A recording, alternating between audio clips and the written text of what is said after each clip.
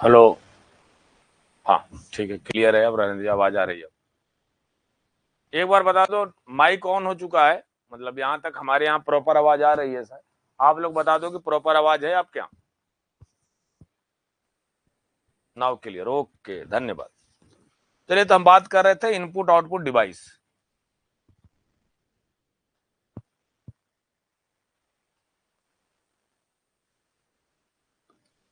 Input output device.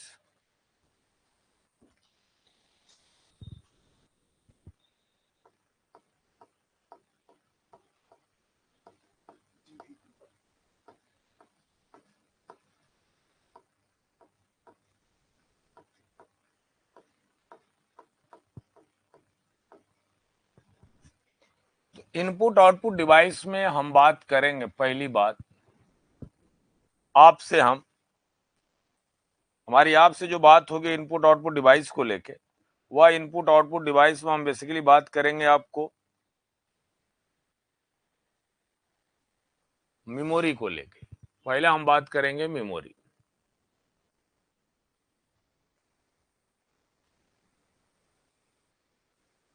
Memory input output device के लिए, क्योंकि आपके लिए ये मेमोरी समझेंगे तो उसके बाद हमारे पास स्टोरेज कैपेबिलिटी का कॉन्सेप्ट है इनपुट आउटपुट डिवाइस पर। हमारे पास जो मेमोरी है, बात समझ रहे ना? तो मेमोरी की यदि मैं बात करूं कि हमारे पास जो मेमोरी कैसी है, तो मेमोरी के लिए देखिए, पहली बात तो जानते हैं कि आपके लिए स्टोरेज कैपेबिलिटी होती है।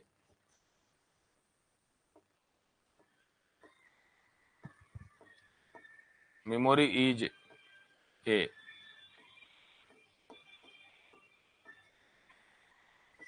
Storage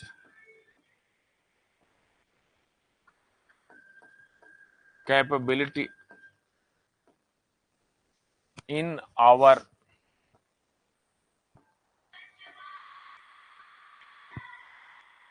computer system.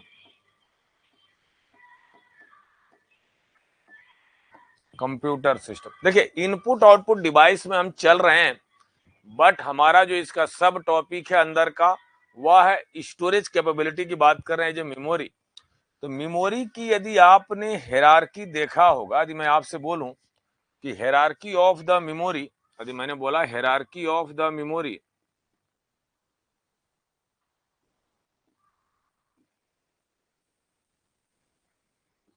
Hierarchy of memory, hierarchy of memory ये लाइन बोलना चाहती है, जरा बात सुनना। यदि हेरारकी ऑफ मेमोरी की यदि मैंने बात किया,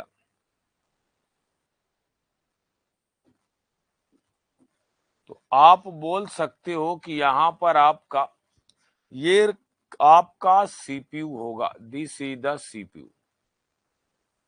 ये यदि आपके लिए सीपीयू होगा, ये मेरे लिए सीपीयू होगा, और इस सीपीयू के बाद मैं इसको बोलूंगा कि ये मेरे लिए रजिस्टर होगा। ये मेरे लिए रजिस्टर होगा। जब मैं रजिस्टर पढ़ाया था तो इसकी चर्चा मैंने आपसे किया था। आज मैं फोकस होऊंगा केवल इस बात को लेकर। जरा बात सुनना। यदि ये आपके लिए कैश मेमोरी है, यह आपके लिए कैश मेमोरी है, इस बात को समझना। और ये कैश मेमोरी आपकी स्टैटिक रैम होती है, और ये आपके लिए है मेन मेमोरी जी। ये आपके लिए है मेन मेमोरी, इस बात को समझना। मेन मेमोरी, मेन मेमोरी को बोला जाता है डी रैम, कैश मेमोरी को बोला जाता है यस रैम। आज इसी की चर्चा चलेगी।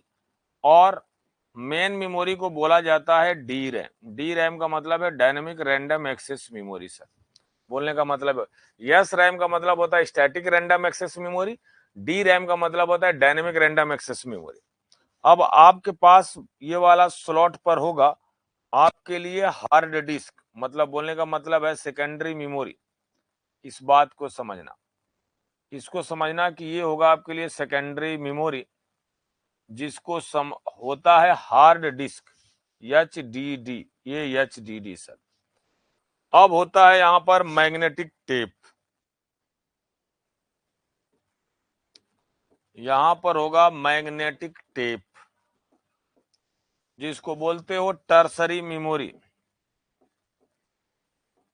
जिसको बोलते हो टर्सरी मेमोरी, इस बात को समझना। यह मेरे लिए टर्सरी मेमोरी होती। यदि मैं बात करूं, यदि इस बात को लेके यहां पर कि यदि यहां पर स्पीड इसकी ज्यादा होगी सर,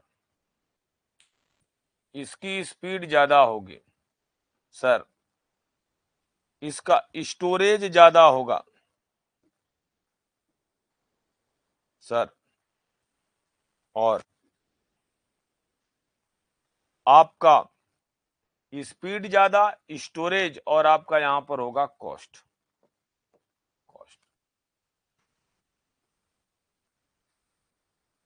उज्जवल बेटा अभी मैं बोलने वाला हूं, अभी घबराओ नहीं, अभी घबराओ नहीं, मैं उसी पर आने वाला हूं। आज आप लोग का सभी सारी चीजें क्लियर हो जाएंगी, बातें जो भी सारी बातें वो मैं क्लियर कर दूंगा। आपका अभी प्राइमरी सेकेंडरी मेमोरी की ओर आ रहा हूं, सारी बातें आज इसीलिए इस क्लास को लिया है, क्योंकि आपके बेसिक और फंडामेंटल कंप्यूटर में इससे सबसे ज्यादा सवाल आपसे पूछे जाते हैं। मेमोरी से related, primary memory, secondary memory, volatile memory, non volatile memory, इसका पावर डिसअपियर क्या होगा, ये सब सारी बातें चर्चा करूंगा आज। मतलब एक भी क्वेश्चंस मैंने बोला है ना आपसे कोई, वो किस टॉपिक के अंदर ही मैं इसको समझाने की कोशिश कर रहा हूँ, एज ए मेमोरी चिप लेकर रखा हूँ सर। एक अपने आप में ये ब्रॉड टॉपिक मेमोरी एक अपने आप में ही अलग है। ऑलरेडी मैंने सीपीयू के बारे में आपसे बता रखा हूं, मैंने आपसे रजिस्टर के बारे में बता रखा हूं। अब बात आती है जो यस रैम डी रैम। तो मेमोरी की यदि मैं बात करूं, जरा बात सुनना। अच्छा सॉरी, लिख लीजिए आप लोग, पहले तो लिख लीजिए इसको, उसके बाद आगे बढ़ते हैं। पहले आप इसको लिख लीजिए। बोलने का मतलब यह है कि यदि आप नीचे से ऊपर जाओगे तो स्पीड इसकी बहुत ज्यादा होती है, ऊपर से नीचे आओगे तो स्टोरेज कैपेबिलिटी नीचे बहुत ज्यादा जाती है। कॉस्ट की बात करेंगे तो कॉस्ट आपकी ऊपर आओगे तो उतनी महंगी होती चली जाएगी, बस सिंपल।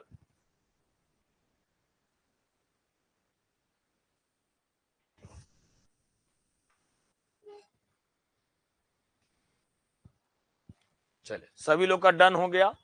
ये कई बच्चे का हुआ है, ऐसा ना हो कि जिस तरह से आप लोग बोल देते हो कि सर हमारा नहीं हुआ है, हमारा नहीं हुआ है।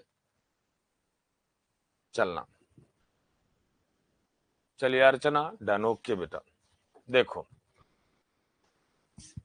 तो यदि मैंने मेमोरी की बात किया सर, जरा बात समझना, यदि मेमोरी की बात किया, मेमोरी की यदि बात किया तो जो हमारे पास जो मेमोरी होती है, वो मेमोरी हमारे पास दो तरह की होती है सर। एक होती है प्राइमरी मेमोरी, एक होती है प्राइमरी मेमोरी।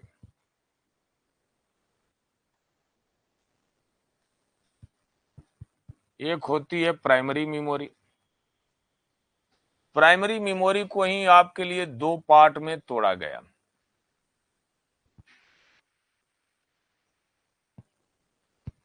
प्राइमरी मेमोरी को ही हमने दो पार्ट में तोड़ा, जिसको पहला आपने बोला रैंडम एक्सेस मेमोरी।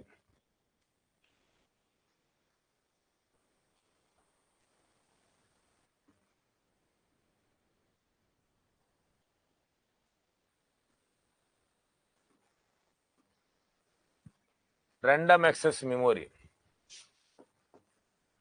सेकेंड वाले को बोला आपने read only memory.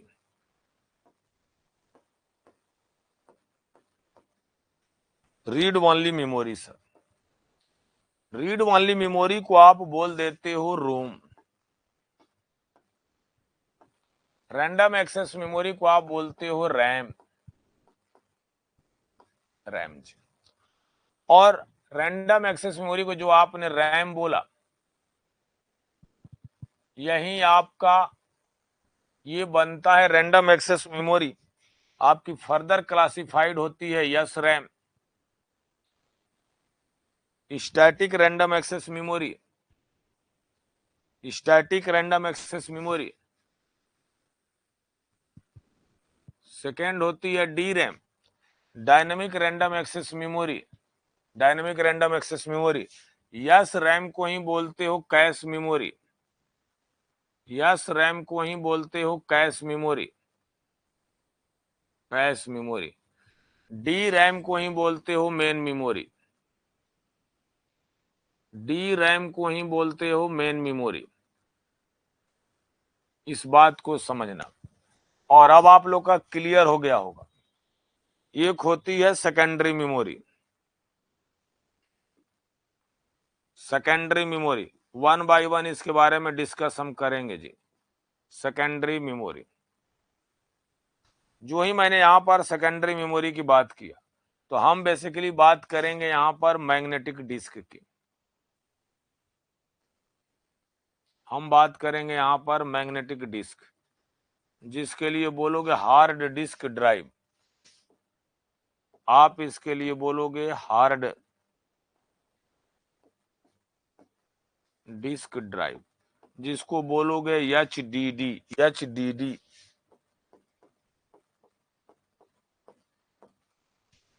Hard disk drive. नहीं बेटा, विवेक राज पेन ड्राइव, CD, DVD वो हम आगे अभी नहीं बात करेंगे, वो आगे की बात है, वो बात की बात है। पहले इस मेमोरी की इसकी वजह से बात करो, अभी आगे नहीं बात करूंगा। उसके तो बहुत सारे पोर्शंस हैं, वो आपके सिलेबस में है, बट उन्होंने बेसिक फंडामेंटल ऑफ कंप्यूटर में जो मेमोरी का जिक्र किया उसकी भी चर्चा करेंगे हम आपसे कल। आज तो इतना ही मैं बता दूं, वही बड़ी बात है, इसलिए मैंने इतने वाले छोटे वाले पोर्शंस को लिखा हूं। कल उसी को आगे मेमोरी वाले पोर्शंस में उसको हम जोड़ेंगे, मेमोरी में जोड़ेंगे उसको। चलिए इसको बना लीजिए, फिर वन बाय वन स्टार्ट करते हैं।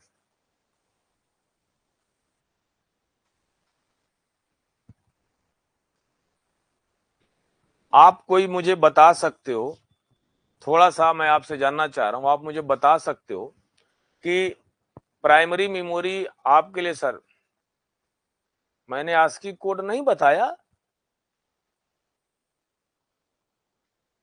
ओ, आप लोगों ने याद भी नहीं दिलाया, याद आ गया। मैंने इस वाले पोर्शन से ही मैं छोड़ के इधर आ गया। ठीक ठीक बेटा, याद आ गया। चलो मेरे लाल, वो हम कल आपको कर दूंगा, वो मैं कल कर दूंगा बेटा, कल मैं कर दूंगा। ASCII code, EBCDIC code, Unicode. हाँ हाँ, मैं आपको याद आ गया, क्योंकि आप लोगों ने याद भी तो नहीं दिलाया ना। मैंने जब पोर्शंस बोला और उसके बाद ही मैंने वेरियस डेटा रिप्रेजेंटेशंस के बाद तुरंत मुझे लगा कि कंप्लीट हो दिया है, तो मैंने उधर चला गया, क्या बोलते हैं आपको, हाँ ना, नेटवर्क चालू कर दिया था। ठीक है बाबू, छोड़ दिया था मैंने, 3 टॉपिक मैंने छोड़ दिया था। वो मुझे आप ना याद दिला देना, कल मैं उसको करा दूंगा। पहले इसको कंप्लीट करने के बाद उसको याद दिला देना। नई टॉपिक स्टार्ट करने से पहले, नई टॉपिक स्टार्ट करने से पहले मेरे लाल आप मुझे याद दिला देना। आप लोग जब मैं बोलूंगा कि नहीं नई टॉपिक कंप्लीट हुई, तो आप कह देना कि सर वो टॉपिक आप छोड़ के आगे चले गए हो। चलिएगा, अब हेडिंग डाल लीजिएगा, random access memory. Sir random access memory, अच्छा मेरा क्वेश्चन ये था, रैंडम एक्सेस मेमोरी का क्वेश्चन नहीं था। आप अपने कंप्यूटर सिस्टम में, आप अपने कंप्यूटर सिस्टम में दो मेमोरी क्यों लगाते हो, रैम और रोम क्यों लगाते हो? रीजन क्या था? Why this reasons, why this reasons? मेरा क्वेश्चन जरा समझना। मैंने कहा कि वाई दिस रीजन्स, जरा बात सुनिएगा। मैंने कहा why this reasons, why this reasons, जरा बात सुनना। Why this reasons to to primary memory add, to primary memory. To primary memory बोलने का मतलब है कि आपसे, टू प्राइमरी मेमोरी बोलने का मतलब हमारे पास ये है,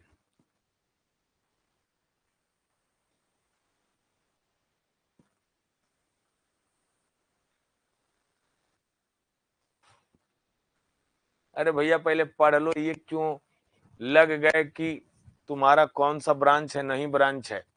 why this reason to primary memory RAM and ROM added. RAM and ROM क्यों ऐड करते हैं? वैसा क्या रीजन आ गया था कि रैम और रोम दोनों ऐड करना पड़ा?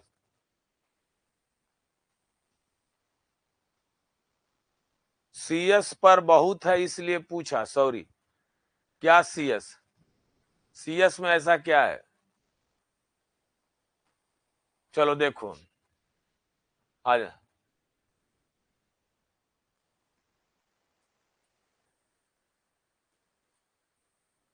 अरे नहीं विवेक राज, गलत बात है जी बाबू। ये उत्तर नहीं बोलेगा, कहाँ से आपने सीख लिया है जी? ये आपको जो बातें बोल दी जाती, पहले चीजों को समझिए।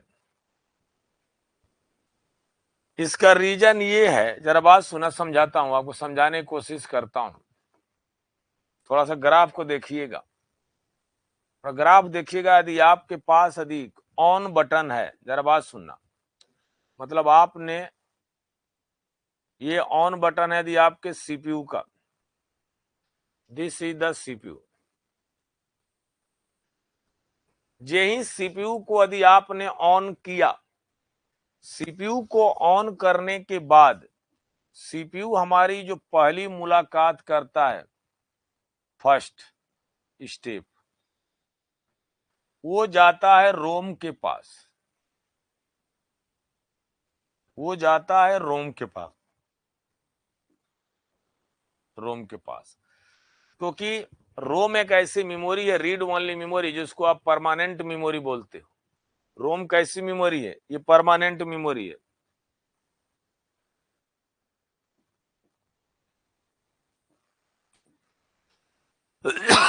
सॉरी, रोम कैसी मेमोरी है? आप बोलोगे कि ये मेरे लिए परमानेंट मेमोरी है।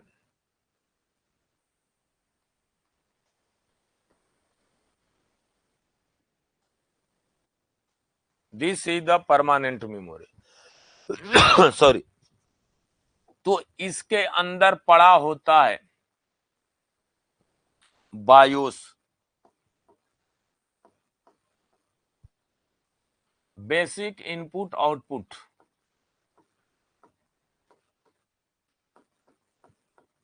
बेसिक इनपुट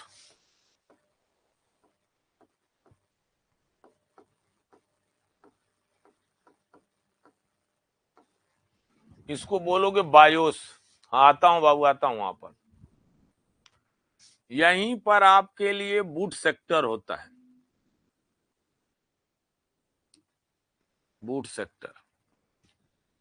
यानी बूट सेक्टर का मतलब कि इसके बाद आपका होगा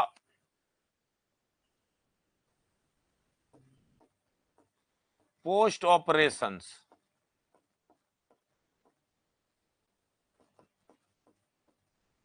पोस्ट ऑपरेशंस का मतलब होगा पावर ऑन सेल्फ टेस्ट।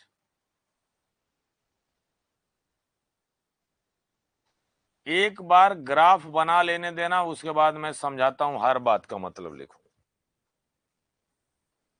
आपको हर बात का मतलब मैं लिखूंगा।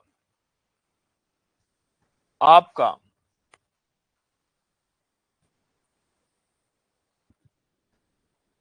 Post operations complete,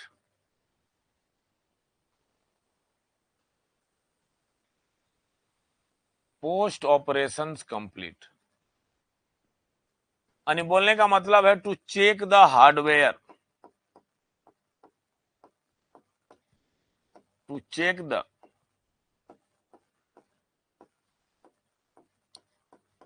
connecting hardware,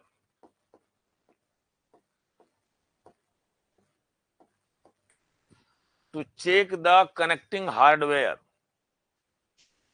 यहां से आपका होगा बूट सेक्टर लोड।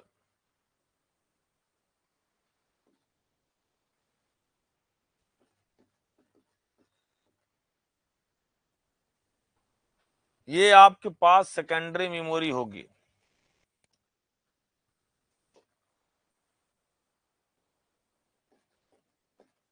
ये आपके पास सेकेंडरी मेमोरी होगी। इस सेकेंडरी मेमोरी में ही कहीं पर भी आपने ओएस रखा होगा, ऑपरेटिंग सिस्टम।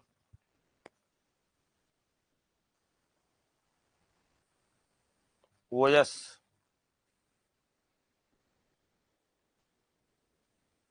ओएस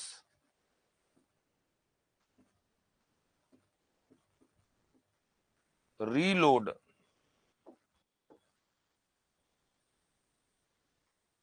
ये आपके लिए होगी, यहां पर आपका ओएस आ गया, ये होगी रैंडम एक्सेस मेमोरी, रैंडम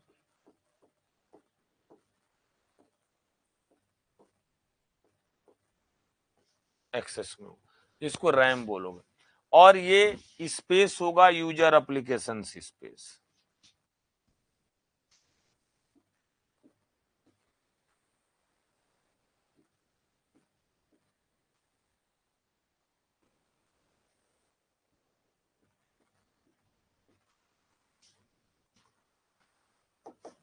और यहां से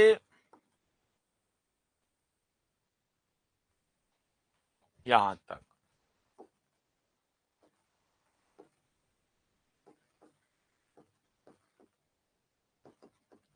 रिलेशन,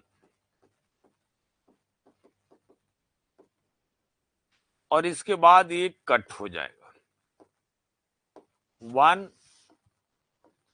2 3 4 और देन 5। पहले इस ग्राफ को बना लो, मैं समझाता हूं क्या बोलना चाहता है, बहुत अच्छा लगेगा ये आप जब अपने घर पे बैठ के, ये मजा आएगा जो मैं बताने की कोशिश कर रहा हूं। जो आपने ये बनाया है, ये वाला डायग्राम, ये एक्चुअली आपने जो बनाया है, ये मैंने जो बनाया आपको समझाने के लिए, ये क्या है मैं बताता हूं सर। ये पूरा होल डायग्राम, ये होल डायग्राम का पहले एक बार ग्राफ को इसको बना लो, दिन समझाता हूं मैं आपको। एक बार आप ग्राफ को बनाओ, देन आपको डिटेल समझाता हूं मैंने क्या बनाना चाहा है आपके लिए। मजा आ जाएगा, बोलोगे कि हाँ सर समझ में आया अच्छे से। पहले आप इस ग्राफ को बना लो और छोटी छोटी सी बातों को सब पॉइंट करके लिखते चलना। ग्राफ जब बन जाएगा तो कमेंट बॉक्स में बता देना कि हाँ सर बन गया है, कॉपी कर लिया, एक बार आप समझाओ। अब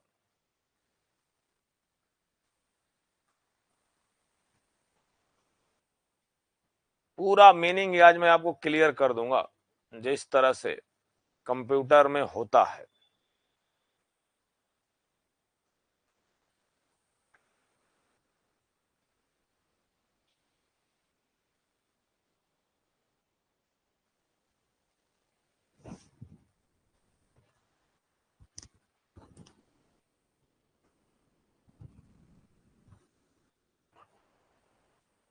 बन गया? हाँ चलिए सुनिएगा, सभी से यदि बन गया होगा तो आप सुनिएगा, कॉपी पेन अपना रख दीजिएगा, ध्यान से सुनिएगा।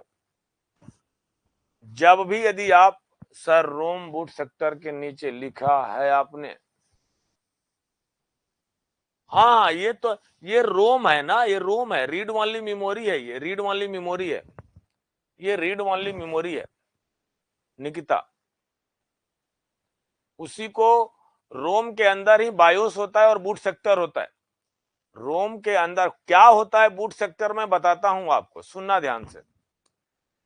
जैसे आपने अपने कंप्यूटर को मार्केट से खरीद लाया, पहली बात को ध्यान सुनना, मार्केट से कंप्यूटर खरीद लाया और आप इस तरीके से समझो कि आपके सिस्टम में ओएस नहीं है, ऑपरेटिंग सिस्टम नहीं है।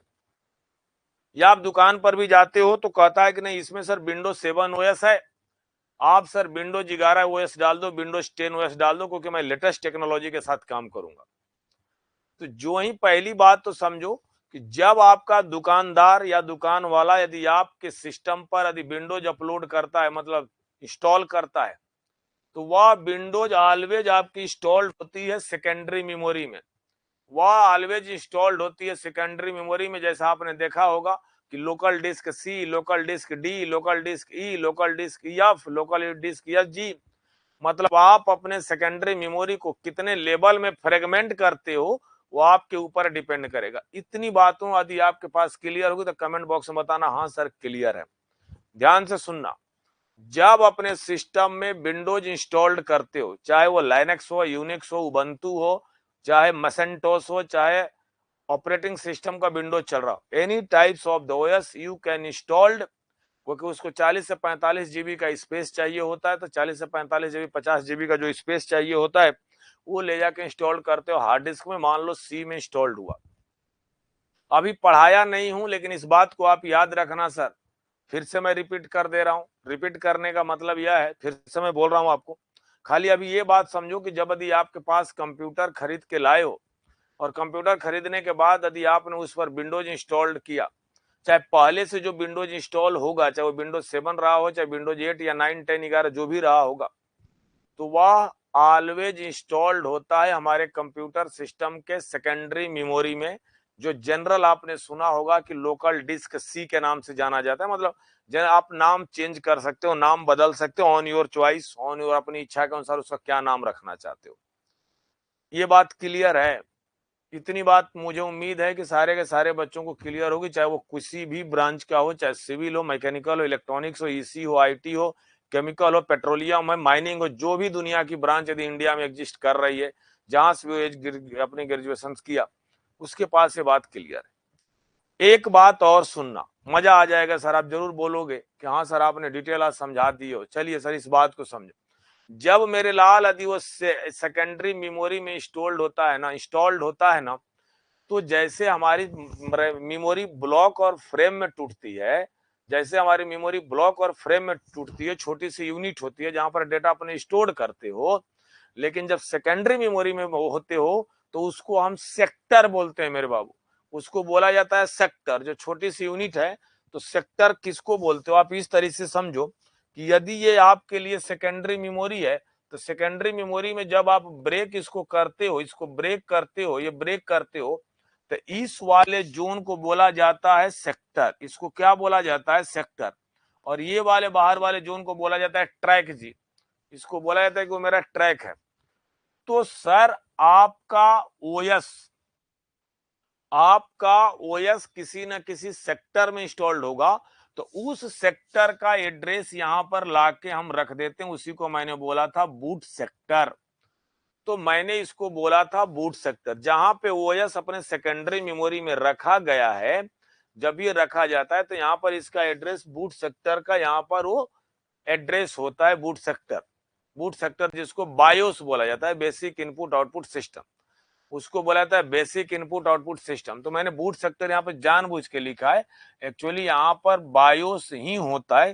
केवल आप नॉर्मली आप इसको समझाने के लिए मैंने आप इसको नॉर्मल आप इसको लिख सकते हो बायोस। इस बात को समझना, आप इसको लिख सकते हो कि ये मेरे लिए बायोस है। ये मेरे लिए क्या है? ये मेरे लिए बायोस है। इस बात को समझना कि बायोस है मतलब बेसिक इनपुट आउटपुट सिस्टम की बात कर रहे। यही बेसिक इनपुट आउटपुट सिस्टम की बात यदि आपने किया, तो जब अपना सिस्टम को ऑन आप करते हो, जब भी अपने सिस्टम को आप मेरे लाल ऑन करते हो, यही सीपीयू का बटन दबाते हो, तो सीपीयू की पहली मुलाकात रोम के साथ होती है। इस बात को अपने कॉपी में नोट कर लो बड़े प्यार से। जब जब सीपीयू ऑन होगा, जब जब सीपीयू ऑन होगा, सीपीयू की पहली मुलाकात रोम के साथ होती है, रीड ओनली मेमोरी। क्योंकि रीड ओनली मेमोरी के पास ही बैठा होता है बायोस, क्योंकि ये परमानेंट मेमोरी है। जैसा भी एक बच्चा ने बोला कि जब इलेक्ट्रिसिटी चली जाती है तो उसका डेटा लॉस्ट नहीं होता है, वो रोम होता है। उस बच्चे की बात एकदम सही है। तो यहाँ पर रोम क्या मतलब है? परमानेंट मेमोरी, जो पहले से वेंडर्स ने डिजाइन करके दे रखी होगी बायोस का, बेसिक इनपुट आउटपुट सिस्टम। ठीक, एक बात आपने देखा होगा ना, यदि अपने सिस्टम के साथ आपने कीबोर्ड, आप अपने सिस्टम के साथ रैप का क्या बोलते हैं प्रिंटर, अपने सिस्टम के साथ माउस, अपने सिस्टम के साथ OSR स्कैनर्स वगैरह जो भी इनपुट आउटपुट डिवाइस को आपने जोड़ रखा होगा, तो आपने देखा होगा ना कि एक बहुत जल्दी फास्ट वे में ना रेड कलर की लाइट जलती है हर कनेक्टिंग डिवाइस के साथ। आज आप जाके जिसके पास भी कंप्यूटर होगा ना, जाके टेस्ट करना, मतलब जिस बड़ी जो कंप्यूटर रखे होंगे लोग, कि जो ही यदि आपने सीपीयू ऑन करोगे ना, तो माउस में भी रेड कलर की लाइट आ जाती है, जल जाती है, कीबोर्ड में भी लाइट जल जाती है, प्रिंटर के अंदर भी लाइट जल जाती है, सारी चीजें पीको सेकंड में जलती है। वो जो जलती है ना, उसी को बोलते हैं पोस्ट ऑपरेशंस, उसी को बोलते हैं पोस्ट ऑपरेशंस। जिसको बोला जाता है power on self test. Sir ये करता क्या है? सर ये पोस्ट ऑपरेशंस करता क्या है? कॉपी में नोट कर लेना। पोस्ट ऑपरेशंस आपका हार्डवेयर चेक करता है। पोस्ट ऑपरेशंस का मतलब होता है कि वो हार्डवेयर को चेक करता है कि हमारे सिस्टम के साथ जो भी कनेक्टिंग डिवाइस मेरे लाल आपने कनेक्ट कर रखे हो उनका कॉन्फ़िगरेशंस क्या है, उनका कॉन्फ़िगरेशंस क्या है, वो प्रॉपर वे से चल रही हैं कि नहीं है। सर कीबोर्ड कहाँ लाइट रहता है? मैं नहीं देखा हूं। अरे मेरे लाल कीबोर्ड में लाइट की बात नहीं है, जैसे आपकी बात हम समझ, जैसे यदि आप कीबोर्ड में इंटरनल मैकेनिज्म से जो भी कीबोर्ड का बटन होगा ना, जब की प्रेस बटन करते हो तो आप देखना आपको दिख जाएगा 3 बटन होती हैं कीबोर्ड पर, लाइट जलती हैं, जलती रहती हैं। कैप्स लॉक ऑन करोगे, ये सब सारी चीजें करोगे तो रहता है, लाइट रहेंगी। Archana Yadav this is the right, बिना लाइट के होगा ही कैसे? तो जो ही कीबोर्ड में लाइट ब्लिंक होती है, लाइट ब्लिंक होने का मतलब ये होता है कि वो आपका कॉन्फ़िगरेशंस को टेस्ट करता है मेरे लाल। वो कॉन्फ़िगरेशंस को टेस्ट करता है कि हमारा जो जुड़ी हुई कनेक्टिंग डिवाइस है वो हमारी प्रॉपर वर्क कर रही है कि प्रॉपर वर्क नहीं कर रही है। इस बात को समझना, जो भी हमारे पास कनेक्टिंग डिवाइस है, ये जो कनेक्टिंग डिवाइस जो हमसे जुड़ी हैं, ये प्रॉपर वर्क कर रही है कि प्रॉपर वर्क नहीं कर रही है, इस बात को आप समझना। इस बात को आप समझना कि प्रॉपर वर्क करती हैं या प्रॉपर वर्क नहीं कर। ये पोस्ट ऑपरेशंस होता है। पोस्ट ऑपरेशंस अपने कॉपी में मेरे लाल आप लोग नोट कर लेना। पोस्ट का मतलब होता है you can check the our device are properly work और नॉट, मतलब ये प्रॉपर कनेक्ट में काम कर रही है कि नहीं कर रही। ठीक है सर, जब वो सारी बातों को चेक कर लिया, जब वो सारी बातों को चेक कर लिया तो कहता हूं बूट सेक्टर लोड, जिसको हम बोलते हैं बूटिंग, इसी को बोला जाता है बूटिंग, इसको बोला जाएगा बूटिंग। इस बात को समझना, इसी को बोला जाता है बूटिंग, इस बात को समझना। इस बात को बोला जाता है बूटिंग, इसको हम बोलते हैं बूटिंग। मतलब हमारा बूट सेक्टर लोड होगा, इसी को बोलेंगे बूटिंग। इस बात को आप याद रखना बड़े प्यार से, इसको हम बोलेंगे बूटिंग कि हमारा बूट सेक्टर लोड हुआ। बूट सेक्टर लोड होने का मतलब है कि जहां पर भी आपका ऑपरेटिंग सिस्टम बैठा हुआ है, जहां पर भी ये ऑपरेटिंग सिस्टम आपका बैठा हुआ है, जहां पर भी ये ओएस बैठा हुआ है, इस ओएस को लिया के मेन मेमोरी में रखना, मतलब रैंडम एक्सेस मेमोरी में ला के रख देना। वो ला के फोन, अरे मेरे भैया पहली बात तो इसको समझो यार, पहले बात तो क्वेश्चंस पहले पढ़ा तो लेने दो यार। जब मेरी टॉपिक कंप्लीट हो जाएगी तो आप पूछ लेना क्वेश्चंस, है ना। पहली बात तो आप लोग पहले समझने की कोशिश तो कर लिया करो यार। जब मैं पढ़ा लूं, जब उसके बाद क्रॉस क्वेश्चनिंग करना। क्वेश्चन तो कर देते हो, जब आंसर नहीं जाता है तो कहने लगते हो कमेंट में कि सर आपने मेरे क्वेश्चन का जवाब नहीं दिया सर, है ना। तो आप लोग वगैरह दुनिया भर की सारी क्वेश्चन पूछ जाओगे। पहले चीजें तो पहले टॉपिक तो कंप्लीट होने दो आप लोग। आप कहोगे सर गुस्सा गए, अरे मेरे भैया पहले टॉपिक कंप्लीट हो जाने दो, उसके बाद समय देता हूं, देन उसके बाद पूछ लेना। पहले कंप्यूटर को तो चलने दो। पहले कहोगे कि मोबाइल नहीं हो रहा है सर, मैंने वो एमआर कनेक्ट कर दिया सर, वो सीआर कनेक्ट कर दिया सर, पेन टैप कनेक्ट कर दिया सर। कोई भी डिवाइस कनेक्टिंग डिवाइस कनेक्ट होगी, मैं अब क्लियर बोल रहा हूं, जो भी कोई भी कनेक्टिंग डिवाइस कनेक्ट होगी उसके साथ उसकी इंटरनल मैकेनिज्म टेस्ट होती ही है। उसकी इंटरनल मैकेनिज्म्स मेरे लाल टेस्ट होगी ही होगी, ये बात सत्य है। पहली बात तो समझो, कुछ में इंटरनल मैकेनिज्म्स होता है जो आपके पास मोबाइल में होता है। बटन का मतलब होता है इंटरनल, बटन के साथ आपकी लाइट जलती है, आपको पता नहीं चलेगा कि जल रही है, दिखता थोड़े ना है, लेकिन उसकी कनेक्टिंग होगी। जो ही ऑपरेटिंग सिस्टम यहां पर यदि कनेक्ट होगा, थोड़ा सा सर सब्र रखो चीजों को समझने के लिए। यदि यहां पर यदि ऑपरेटिंग सिस्टम्स है तो जो ही ऑपरेटिंग सिस्टम आपके मेन मेमोरी के पास चला आता है, रैंडम एक्सेस मेमोरी का मतलब मेन मेमोरी के पास चला आता है, तो इसका दायित्व खत्म हो जाता है। इस वाले जोन का पाथ खत्म हो जाता है, साफ खत्म हो जाएगा, ब्लॉक हो जाएगा। अब इसका रिश्ता सीपीयू का मेन मेमोरी के साथ कनेक्ट हो जाएगा, ये वाला, इसीलिए मैंने बोला कि ये कट हो जाएगा, यहां से इसकी दूरी खत्म हो जाएगी। इसीलिए बोला जाता है कि रोम जो होता है ना, रोम, यहाँ पर बायोस है सर, यहाँ पर जो रोम होता है, रोम केवल और केवल सीपीयू के ऑन होते वक्त ही समय लिया जाएगा, उसके पहले नहीं लिया जाता। आपसे पूछा गया सवाल है कि रोम किस काम के लिए यूज होता है, तो सिस्टम को ऑन करते वक्त ही रोम के साथ दोस्ती होगी, उसके बाद कभी दोस्ती नहीं होगी, इस बात को आप समझना। जो ही एक बार ऑपरेटिंग सिस्टम यदि लोड हो गया मेन मेमोरी में, जब भी तुम्हारे रैम, जैसे रैंडम एक्सेस 4 बोलते हो ना कि 4 जीबी की रैम है, 8 जीबी की रैम है, 16 जीबी की रैम है, 32 जीबी की रैम है, जब भी रैम में सिस्टम एक बार ऑन हो गया, लोड हो गया, तो आपकी जब तक सिस्टम ऑन रहेगा, दिन भर में यदि सुबह 10 बजे से चालू किए हो और रात्रि के 10 बजे बंद कर रहे हो और अपने सिस्टम को बंद नहीं किए, काम कर रहे हो सर्वर उस पर, तो आपसे पूछा जाए कि रोम की कितनी बार मुलाकात हुई है, तो बोलोगे सर केवल एक बार। यदि अपने कंप्यूटर सिस्टम को दिन भर में 20 बार बंद किए हो, 20 बार चालू किए हो, तो रोम से मुलाकात कितनी बार हुई है, तो सर 20 बार हुई है। सर रोम से मुलाकात कितनी बार हुई है, तो सर रोम से मुलाकात 20 बार हुई है। यानी कहने का मतलब कि जब जब सिस्टम ऑन होगा तब तब आपका रोम से मुलाकात होगी, और हमेशा नहीं होगा। रिमेनिंग आपका मेन मेमोरी के, इसीलिए जब भी यदि आपसे कोई पूछे, इसीलिए कि आपको प्राइमरी मेमोरी में रैम और रोम दोनों एक साथ सिस्टम में क्यों जोड़े जाते, इसी पर्पज से जोड़े जाते हैं।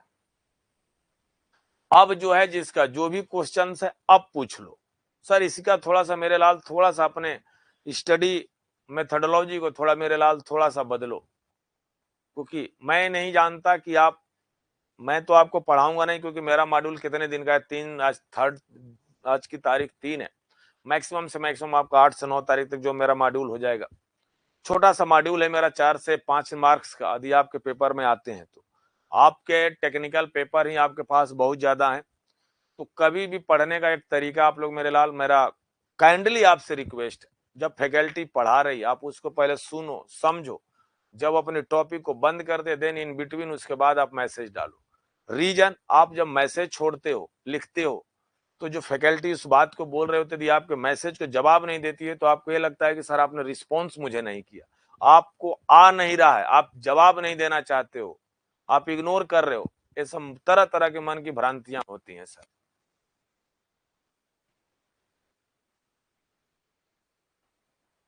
एप्लीकेशन स्पेस के ऊपर बेटा कहां, सर ये यूजर एप्लीकेशन स्पेस बाबू, user application space. Sir boot sector load से समझा, फिर समझा।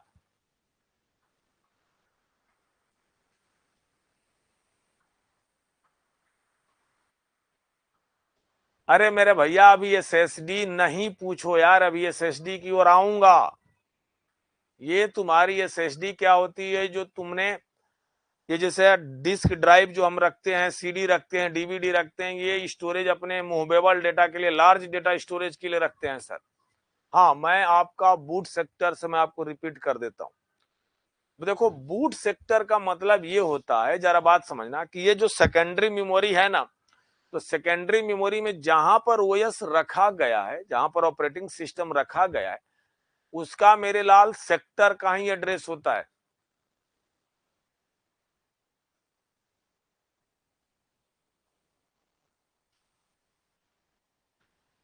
यहां पे मैंने ये बोला था कि आपके पास जब बूट सेक्टर जो अपलोड हो रहा है ना, तो बूटिंग उसको बोलते हैं, बूटिंग ओएस की, मतलब ओएस की भाषा में उसको बोला जाता है बूटिंग। बूटिंग का मतलब ये होता है कि जहां पर सेकेंडरी मेमोरी के जिस सेक्टर में ओएस रखा गया है, उस ओएस को उठा के आप अपने मेन मेमोरी में ले आओ, मेन मेमोरी में ले आओ, उसी को बोलते हैं बूटिंग, या उसी को बोलते हैं boot sector load. Boot sector load का मतलब होता है कि रखे गए ओएस को ले जाके मेन मेमोरी में रखो, मतलब उसका कुछ नहीं पार्ट होता। देखो मैंने उसकी बात पूरी नहीं कहूंगा क्यों, क्योंकि आपकी रैम ही 4 जीबी की है, तो पूरा ओएस नहीं रखा जाता है। ओएस का अब नाम जो लेने जा रहा हूं वो पहली बार सुनोगे या पहले सुन भी रखा होगा, उसका कर्नल पार्ट रखा जाता है। कर्नल पार्ट का मतलब होता है ओएस का कोर फंक्शनैलिटी। ओएस का कोर फंक्शनैलिटी, जैसे आप इस तरीके से रियल लाइफ में समझो कि जैसे हमारा देश इंडिया है, इंडिया की जो पावर ऑफ बटर्नी है, जो पावर ऑफ बटर्नी जैसे आपके जैसे पीएमओ ऑफिस है, वो सारी की सारी सेंट्रल पावर कहां पर है, दिल्ली में बैठी हुई है। तो पूरा इंडिया को अपलोड नहीं किया जाएगा, केवल और केवल दिल्ली वाले जोन को अपलोड कर दिया जाएगा। जो कोर पार्ट है, जो पूरे कंट्री को गवर्न कर रहा है, पूरे कंट्री को गवर्न कहां से हो रहा है, दिल्ली से हो रहा है सर। दिल्ली जैसे एक छोटे से शहर से पूरी इंडिया कंट्रोल है। तो पूरे भारत सरकार का जो कोर पॉइंट है, जो कोर जोन है, जहां मेन फंक्शनलिटी रन करती है, उसी ओएस में उस जोन को बोला जाता है कर्नल, जिसको बोला जाता है सुपरवाइजरी मोड, आपको बोला जाता है प्रिविलेज्ड मोड, मतलब आपको रुकावट है, आपको अंदर नहीं जाने दिया जाता है। जहां पे जो आपके हार्डवेयर हो या रिसोर्स की कनेक्टिविटी को काम करने का काम देता है, जिसे बोलते हो कि OS is the resource allocator, और बात की बात है। उधर मत जाओ, उधर मत जाओ। आपको जो इंटरेस्ट के पर्पज से मैंने मेरे लाल सिखाया था, वो इंटरेस्ट के पर्पज से बताया, क्योंकि हम रोजमर्रा की लाइफ में पर डे अपने सिस्टम को ऑन करते हैं। इसके वजह से मैंने उनका इंटरनल मैकेनिज्म्स बताया कि अंदर होता कैसे है, बस ये है।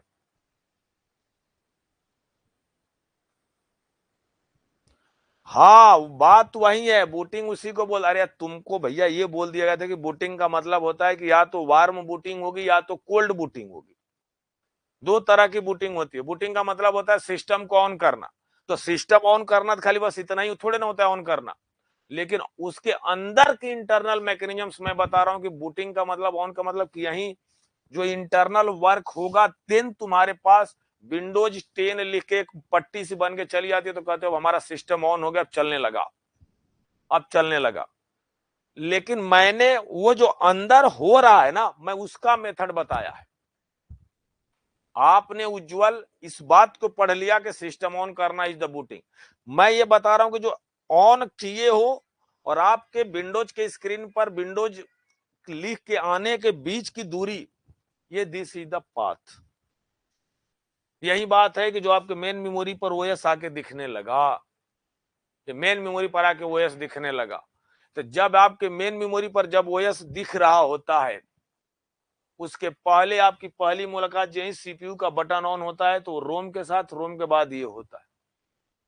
ये आपसे पूछा गया सवाल है कि हमारे सिस्टम में रैम और रोम दो प्राइमरी मेमोरी क्यों यूज की जाती है, तो इसी फंक्शंस के लिए यूज की जाती है। आई होप क्लियर है, आई होप क्लियर है आपको। चलिए अब हेडिंग डाल लीजिए, अब हेडिंग डालिए रैंडम एक्सेस मेमोरी।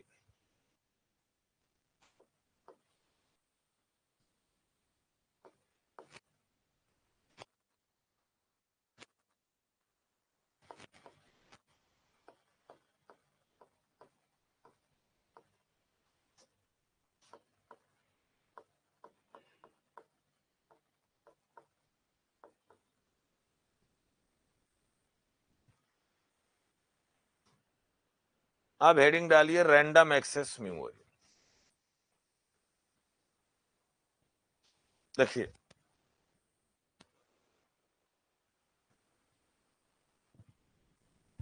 नहीं बाबू अर्चना, मैं लिखा देता पॉइंट, बात समझ रहे हो। आप वीडियो को रिपीट करके आप लिख लेना। ये एक प्रकार की कहानी है, यहां से ज्यादा क्वेश्चंस नहीं आते। अब जो मैं बताने जा रहा हूं ना, वहां से क्वेश्चंस आएंगे, वहां से आएंगे।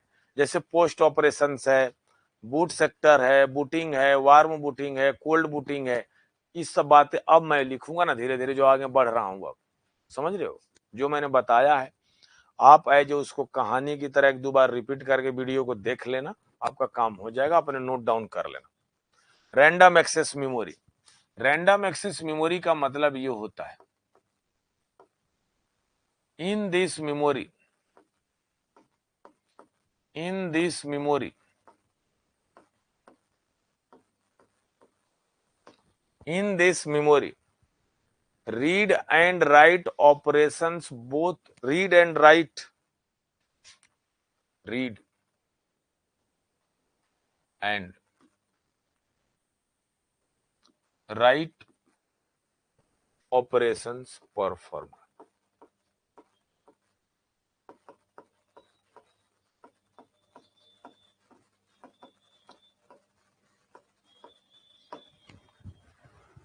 Read and write operations performed.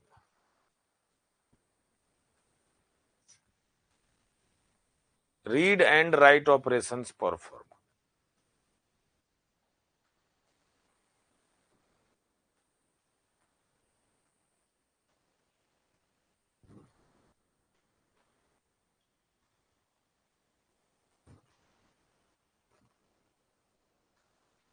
ठीक.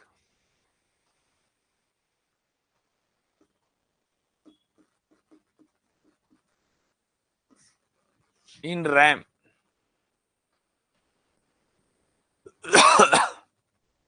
In RAM.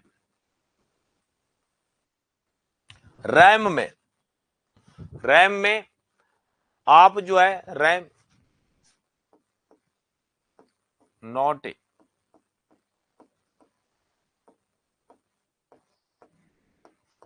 Not a permanent memory.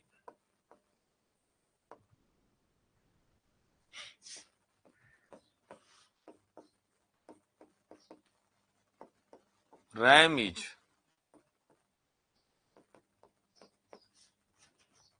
volatile memory.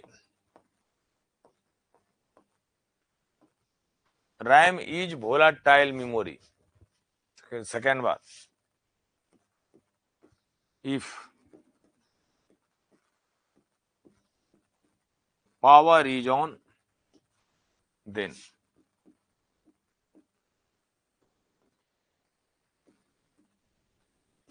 content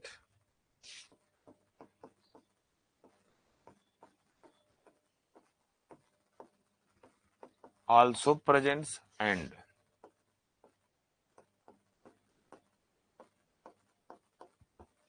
power is off,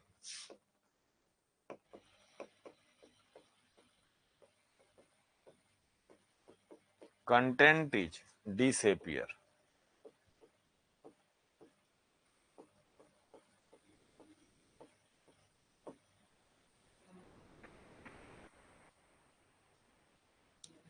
content is disappear, वो भाग जाता है, चला जाता है.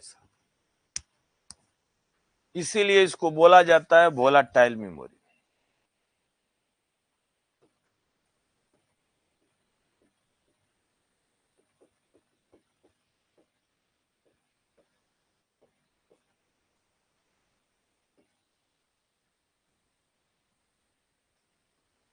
इसीलिए इसको बोला जाता है कि ये वोलाटाइल मेमोरी है.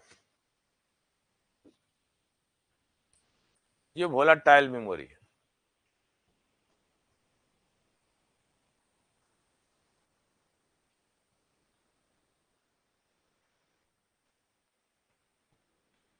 पहले लिख लीजिए इसको.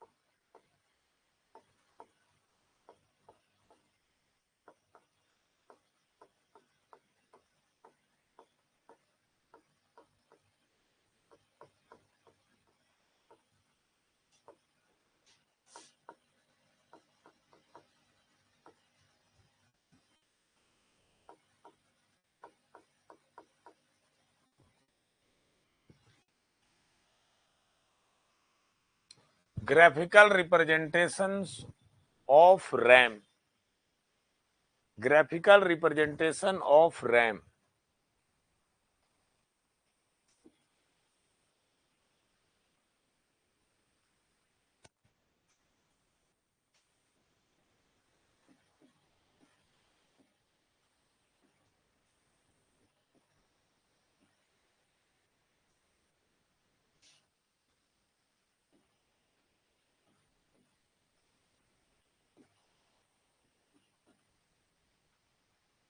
RAM.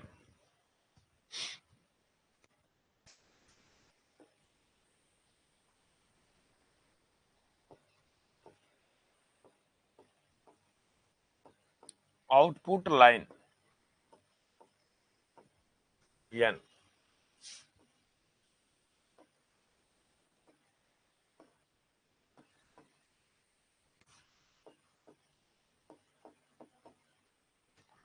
2/n RAM.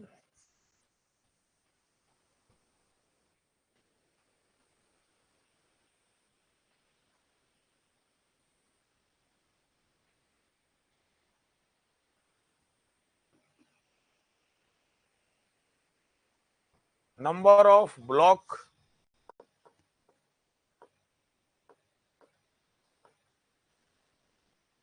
In memory.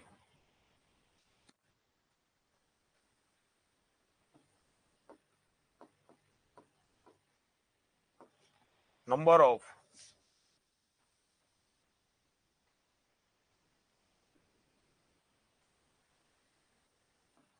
Output lines.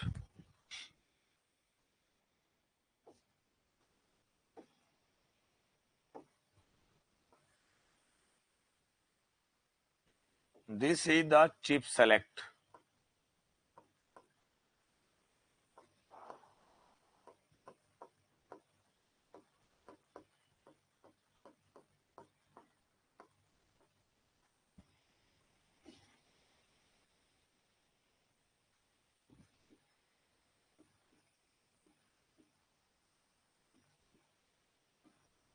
Read pin. This is the right pin.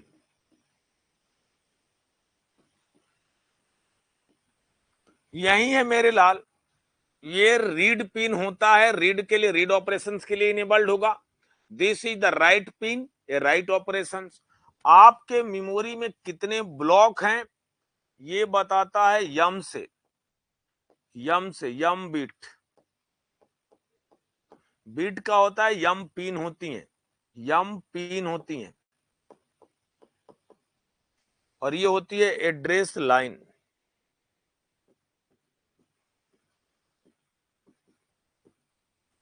Address line sir.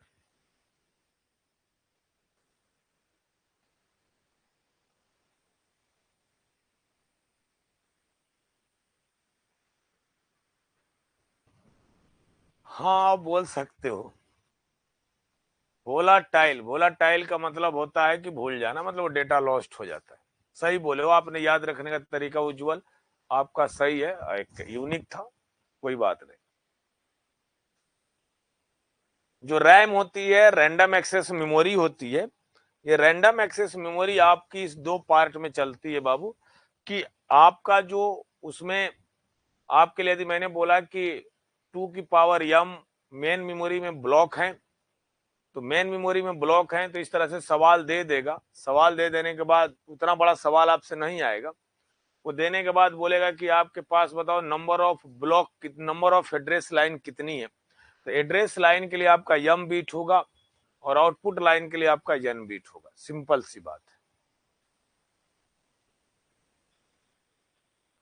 इतनी सी छोटी को बात याद रखना, उससे ज्यादा कुछ मत याद रखना।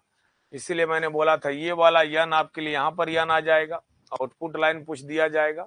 जैसे याद रखना, इसको ग्राफ यदि बन गया तो कि यहाँ पर एक छोटा सा डेटा लेते हैं समझाने के लिए, जैसे कि आपको यदि आपसे बोल दिया जाए, यदि आपसे बोल दिया जाए क्वेश्चंस के लिए नॉर्मल इस तरह से दे दिया जाए कि एक रैम है, वह रैम आपके पास 4 मेगाबाइट का है, मेगाबाइट का है। बाइट का मतलब इस देखो यदि 1K होगा तो 2 की पावर 10 होता है, 1M होता है तो 2 की पावर 20 होता है, 1G होता है तो 2 की पावर 30 होता है, और 1T होता है तो 2 की पावर 40 होता है। इस बात को आप याद रखे रहना, इस बात को याद रखे रहना। सेकेंड बात, एक बाइट में, एक बाइट में होता है 8 बीट, और बाइट ना लिख के इसको शॉर्ट फॉर्म में लिखा जाता है कैपिटल बी, इसको शॉर्ट फॉर्म में लिखा जाता है कैपिटल बी। और कैपिटल बी का मतलब होता है बाइट। कैपिटल बी का मतलब होता है बाइट। अब जरा बात समझना, एक निबल में एक निबल में एक निबल में 4 बीट होता है। एक निबल में 4 बीट होता है और बीट को शॉर्ट फॉर्म में लिखा जाता है, शॉर्ट फॉर्म में लिखा जाता है स्मॉल बी। ये स्मॉल बी बताता है बीट सर, स्मॉल बी बताता है बीट, इस बात को याद रखना सर। और अब यहां पर लिख सकते हो कि एक बाइट में आप बोल सकते हो सर 2 निबल होता है, 2 निबल होता है। तो ये छोटे छोटे सवाल आपसे पूछे जाते हैं आपके एग्जाम्स में। एक बाइट में 2 निबल होता है, क्योंकि एक निबल 4 बिट का है तो 2 निबल कितने का होगा जी? तो 2 इंटू 4 बिट तो 8 बिट नहीं हो जाएगा? 8 बिट हो गया सर।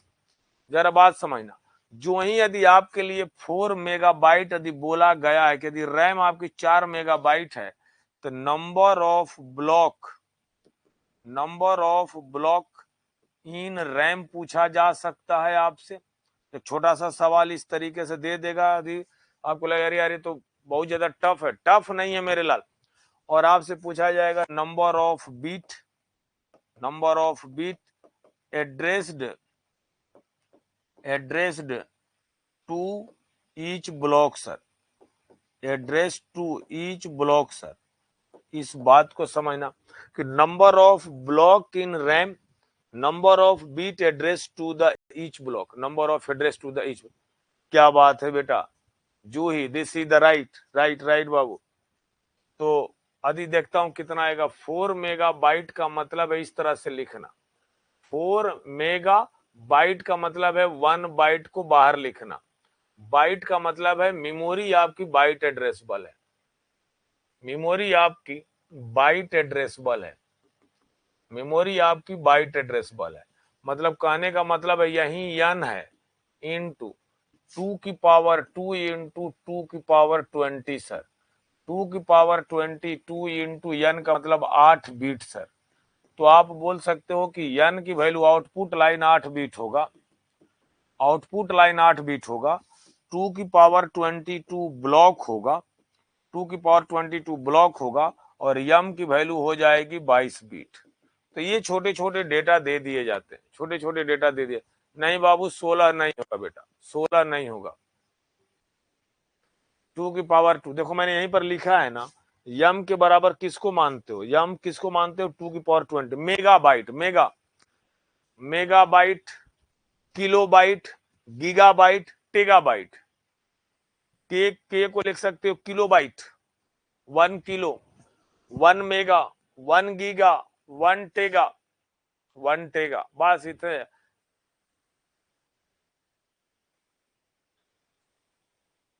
इससे ज्यादा आगे मत जाओ, बस इतना ही पर्याप्त है। रैम के बारे में जान लिया, रैम के बारे में जान लिया आप लोगों ने।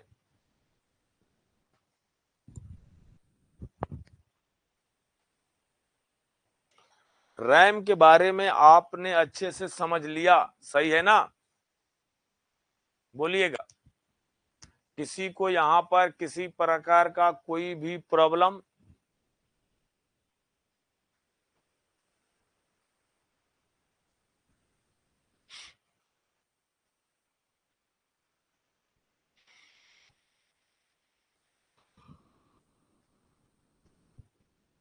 बोलो भैया जल्दी बोलो, आगे बढ़े, बहुत सारी बातें आप लोग को बतानी है।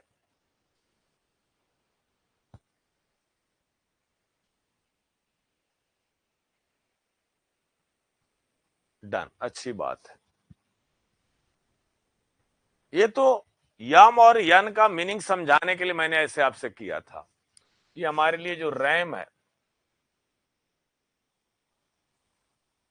रैम हमारे पास 4 मेगाबाइट की है, रैम हमारे लिए 4 मेगाबाइट है।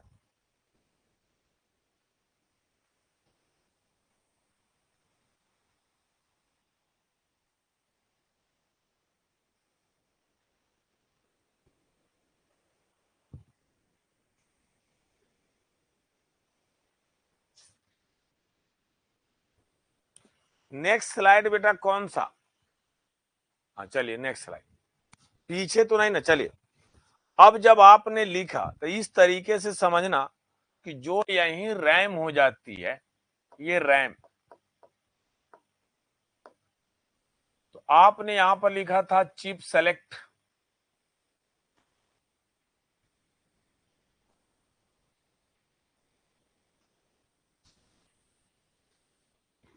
आप यहां पर लिखे थे रीड पिन,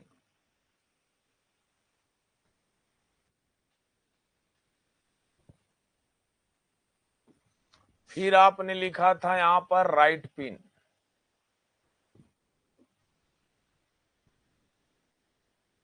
फिर आपने यहां पर लिखा था ऑपरेशंस।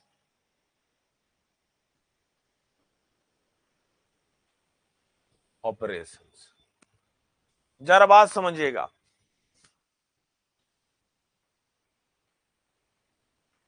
यन बेटा, अर्चना बाबू, यन का मतलब होता है आउटपुट लाइंस बेटा, आउटपुट लाइंस। यन का मतलब, ये यन का मतलब है number of output lines, output lines.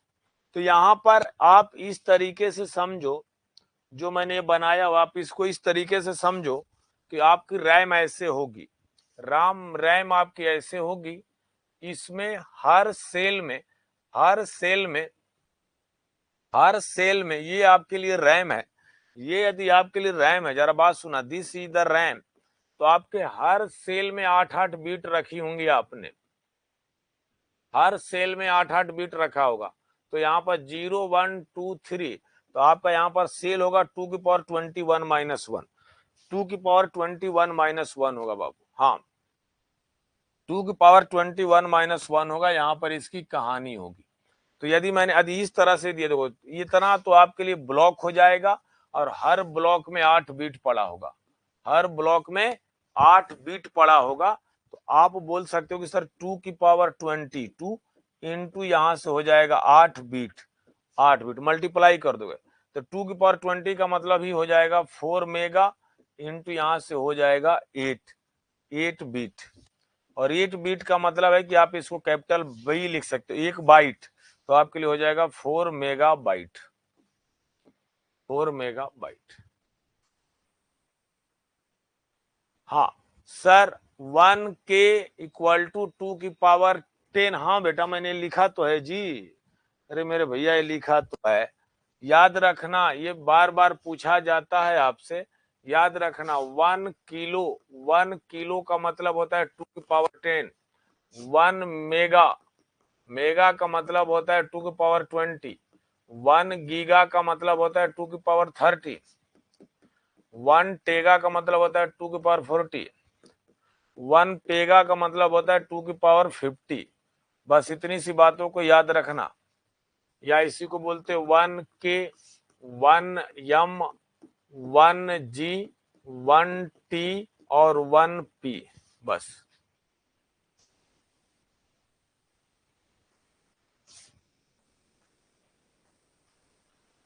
अब जो आप बोल रहे हो 10 की पावर 10 नहीं होता, आपके लिए 10 की पावर 3, यदि आप इस तरीके से, लेकिन ये यदि आपके पास फ्रीक्वेंसी होगी, फ्रीक्वेंसी होगी जिसको डेटा रेट बोलते हो, डेटा रेट बोलते हो, जो फ्रीक्वेंसी होगी, जरा बात सुनना,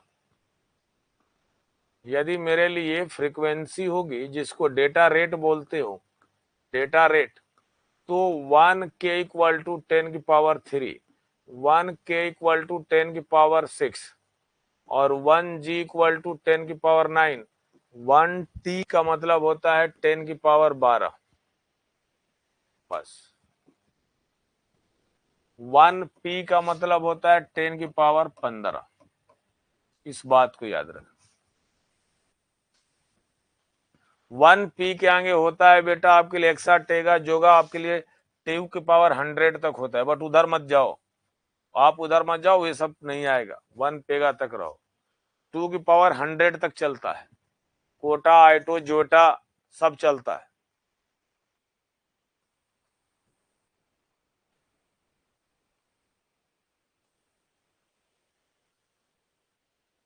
सर ये 1K ये पूछ रही है, मतलब 1K मतलब वन के का मतलब होता है वैल्यू होती है वन के बराबर। वन के का मतलब किलो, किलो, किलो लिखा था, के का मतलब किलो, किलो का ही मैंने के लिख लिया है बाहर। मेगा का मैंने यम लिख लिया है।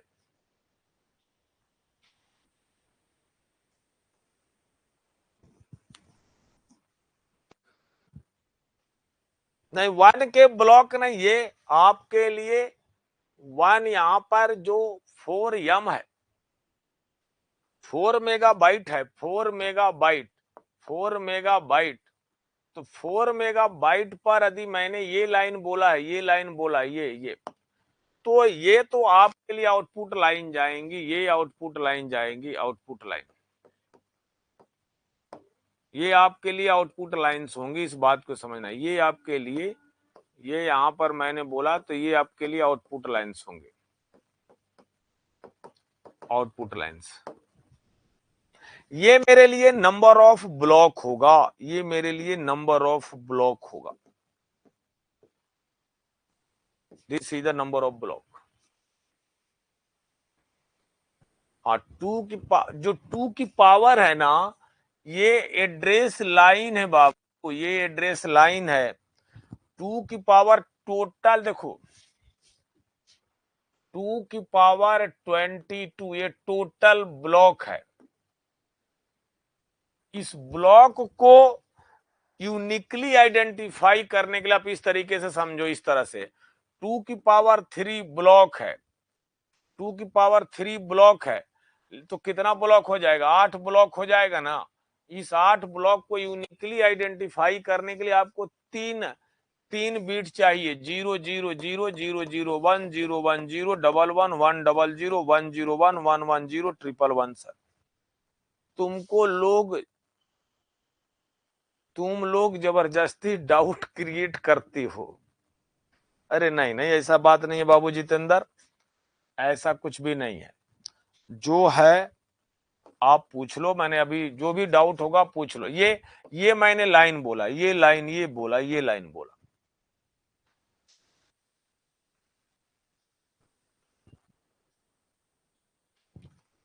बोलने का मतलब है कि 2 की पावर 3 यदि ब्लॉक है, अर्थात 8 ब्लॉक है, तो 8 ब्लॉक को दिखाने के लिए यूनिकली तो B0, B1, B2, B3, B4, B5, B6 और B7 सर। आपके लिए ये 8 ब्लॉक बनेगा। ये आपके लिए क्या बनेगा? ये 8 ब्लॉक बनेगा।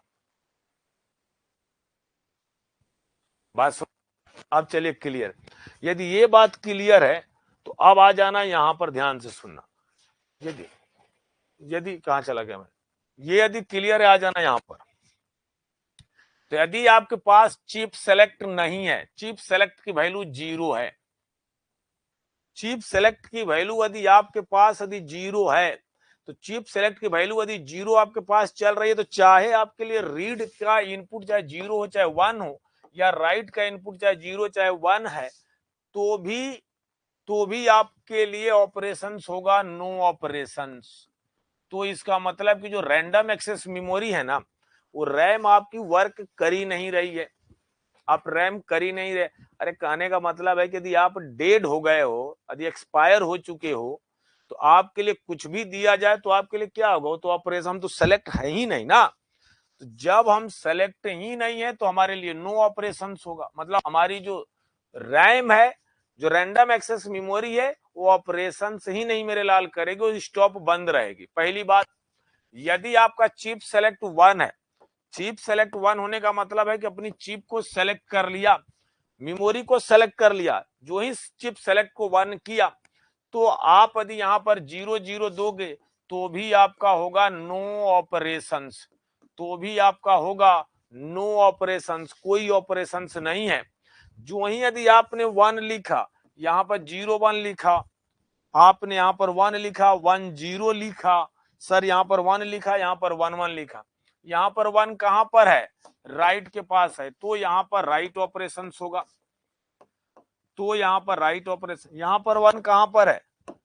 रीड के पास है, तो लिखोगे रीड ऑपरेशन होगा जी, रीड ऑपरेशन होगा। और 1 1 यहां पर है, तो तो आप एक ही बार दोनों मेमोरी से कह रहे हो कि बेटा तू रीड कर दे, तुरंत जो है राइट कर ऑन द, तो कन्फ्लिक्ट ऑपरेशंस हो जाएगा, ये आपका कन्फ्लिक्ट ऑपरेशंस हो जाएगा, सिंपल, ये कन्फ्लिक्ट ऑपरेशंस होगा।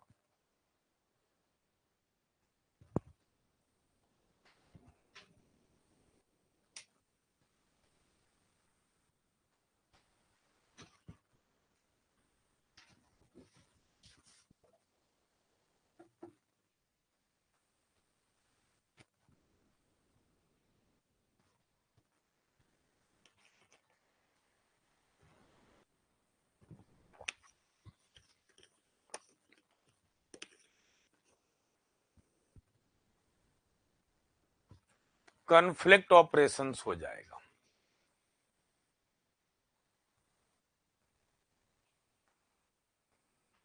वह कन्फ्लिक्ट ऑपरेशंस हो जाएगा।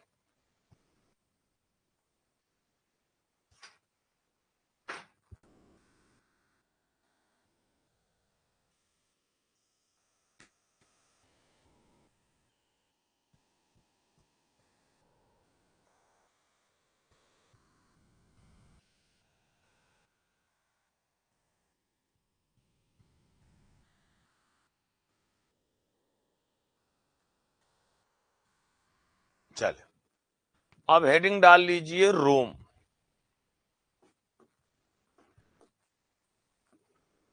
रोम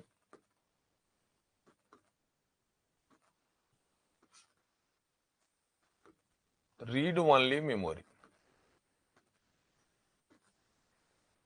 This type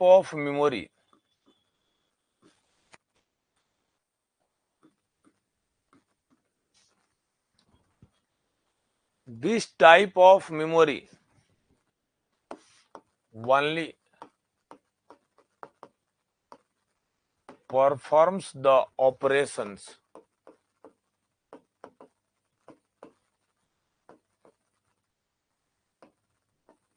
only read.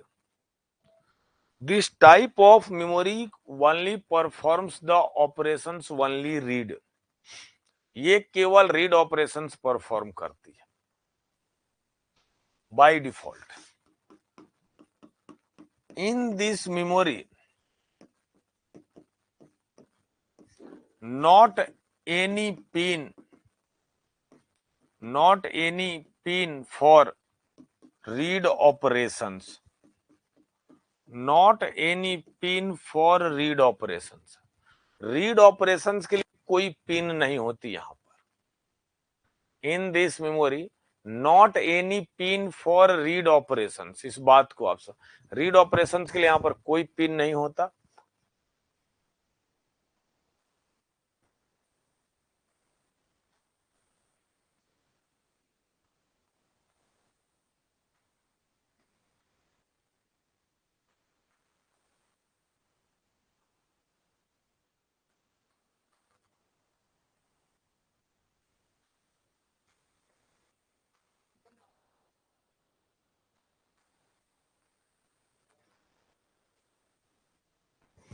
Not any pin for read operation,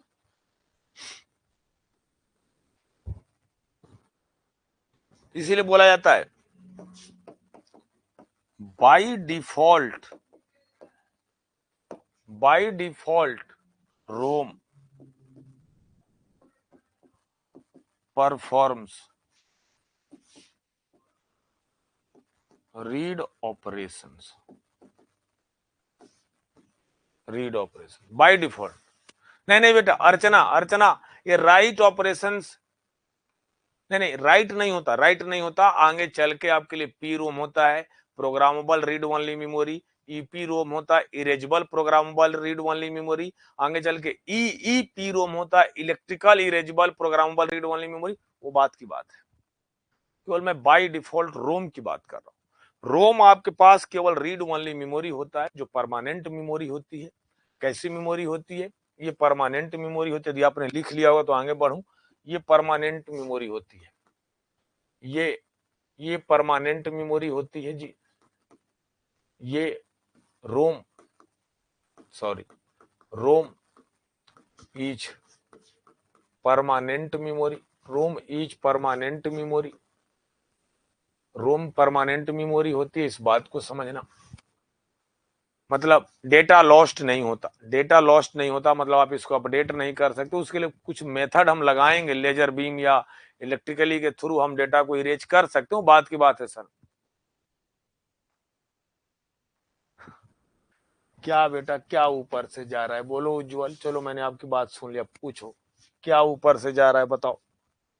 यार हम इतना डिटेल बताने की कोशिश कर रहा हूं, आप ऐसे बोलते हो तो दिल टूट जाता है सर। आप चलिए फिर से पूछ लीजिए, क्या ऊपर से आपका गया।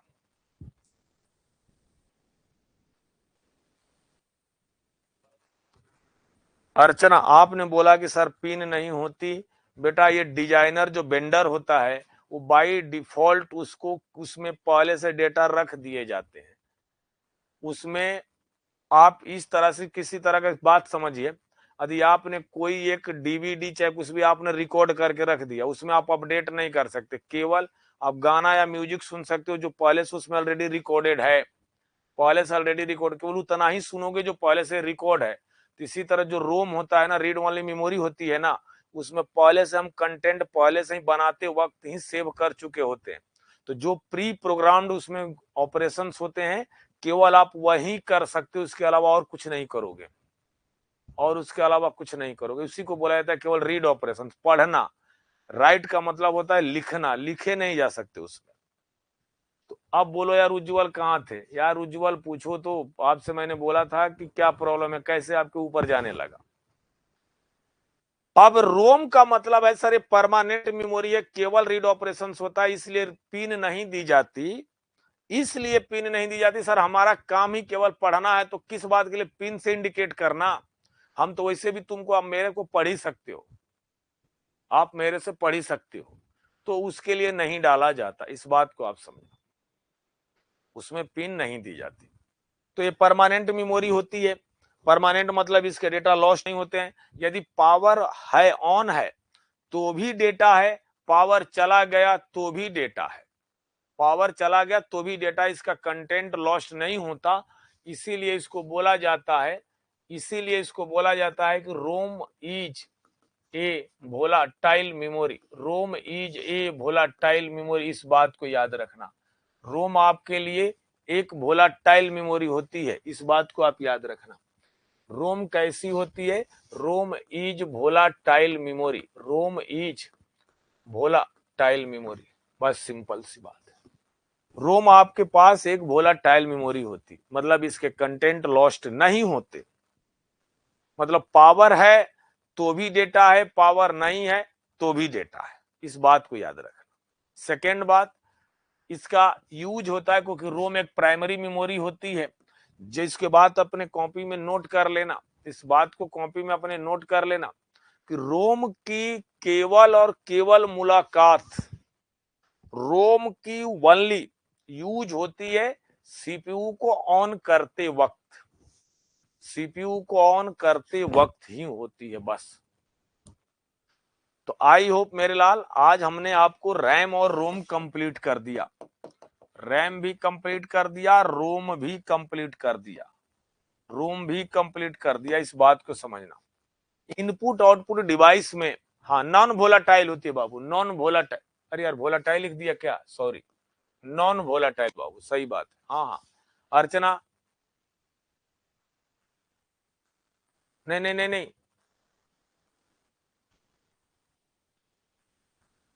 नहीं जितेंद्र, डेटा लॉस नहीं होता। जैसे डेटा यदि लॉस हो गया किसी वजह से, जैसे यदि आपने कहा कि नहीं क्रैश हो जाए, तो उसके लिए आपको इलेक्ट्रिकली इरेजेबल किया जाता है, इलेक्ट्रिकली इरेजेबल किया जाता है। हाँ हाँ, बोलने को हम नॉन वोलाटाइल बोल रहे हैं, सारी बातें रोम के बारे में बोल रहा हूं, इसमें डेटा लॉस नहीं होता। लिखने को वोलाटाइल बाबू लिख दिया था। क्या रीड वाला क्लियर करे, जूही क्या रीड, रीड का मतलब बेटा केवल पढ़ती हो बाबू। अरे भैया आप लोग ऐसी बातें पूछ रहे हो यार, सुनो इधर देखो, ये यदि रोम है ना तो ये इस रोम को पहले से प्री प्रोग्राम्ड करोगे, प्री प्रोग्राम्ड करोगे, जो आप इसको ऑलरेडी से पहले से स्टोर करके रखे हो, केवल उतनी ही बातों को पढ़ोगे इसमें से, अपने मन से कुछ नया नहीं पढ़ लोगे, या अपने मन से कुछ ले जाके डेटा डाल के कुछ नहीं पढ़ोगे। ये जो इसके अंदर पहले से बैठा हुआ है वही चीजें पढ़ोगे बस, और कुछ नहीं। इसी को बोलते हैं read. You can perform the only read, मतलब उसमें जो रखी है उसी को पढ़ना, अपने मन से ले जाके डेटा नहीं डाल दोगे।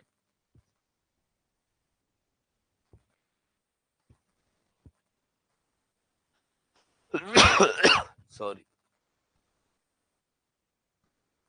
जो ही अब क्लियर है। हाँ, तो चलें आज की क्लास को यहीं पर रखते हैं। आज हमारी क्लास यहीं पर रखते हैं क्योंकि टॉपिक ये कंप्लीट होती है। कल हम बात करेंगे उसमें मैग्नेटिक डिस्क वाला पोर्शन, आपके लिए कीबोर्ड माउस ये सब सारी बातें करेंगे। सिंपल सी बात, सिंपल बात है। थैंक्स, थैंक यू मेरे लाल, आप लोगों को बहुत, मेरे एंड से जितना आपको बेस्ट हो सकता है मैं आपको देने की कोशिश कर रहा हूं कि आपके सारे पेपर सॉल्व हो। Thank you.